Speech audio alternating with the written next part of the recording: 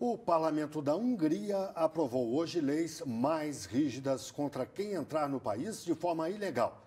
E imigrantes e refugiados começaram uma longa caminhada em direção à Áustria e outros países europeus. Vamos ver as últimas informações sobre a crise migratória no continente com a correspondente Aline Moraes. Cansados de esperar por uma chance de embarcar em trens para o oeste da Europa, milhares de pessoas decidiram deixar a estação de Keleti, na capital húngara, e fazer a viagem a pé. De muletas, este jovem sírio diz que vai caminhar até a fronteira com a Áustria. De lá, ele quer encontrar os irmãos na Suécia. Em frente à estação, houve mais tumulto entre nacionalistas anti-imigração e refugiados. A oeste da capital húngara, os passageiros do trem parado ontem pela polícia começaram a ser levados para um centro de refugiados. Eles resistiram até o início da tarde de hoje para não serem registrados no país.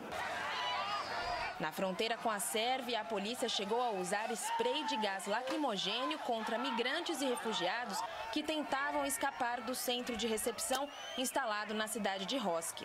Enquanto isso, o parlamento húngaro aprovava por ampla maioria uma série de leis para reforçar a contenção do fluxo de migrantes.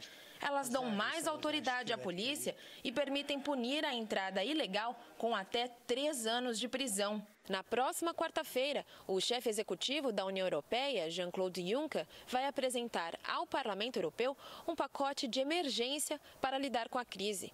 Uma das propostas é o realocamento de 160 mil refugiados.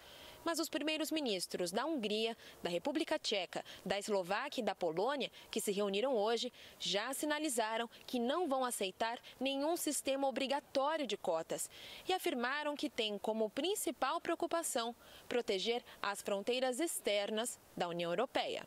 Na Grã-Bretanha, o primeiro-ministro David Cameron anunciou que o país vai acomodar mais milhares de sírios que se encontram em campos de refugiados, sem determinar quantos exatamente. Ele, que sempre havia se mostrado relutante em ampliar o apoio a quem busca asilo, também informou que mais 140 milhões de euros serão destinados à ajuda humanitária na Síria e em países vizinhos. A mudança na postura de Cameron, como ele próprio admitiu, foi pressionada pelas imagens do pequeno Aylan, que abalaram o mundo. Hoje, os corpos de Aylan, da mãe e do irmão, que também morreram na travessia em direção à Europa, foram enterrados na Síria.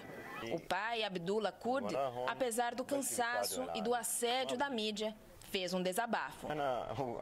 Eu quero que os governos árabes vejam o que aconteceu com os meus filhos. Minha família toda se foi. Agora eles são mártires. Mas eu espero que eles ainda possam ajudar outras pessoas. Chega dessa guerra. E o Comitê Olímpico Internacional anunciou hoje a criação de um fundo de 2 milhões de dólares, o equivalente a 7 milhões e meio de reais, para ajudar migrantes e refugiados no continente europeu.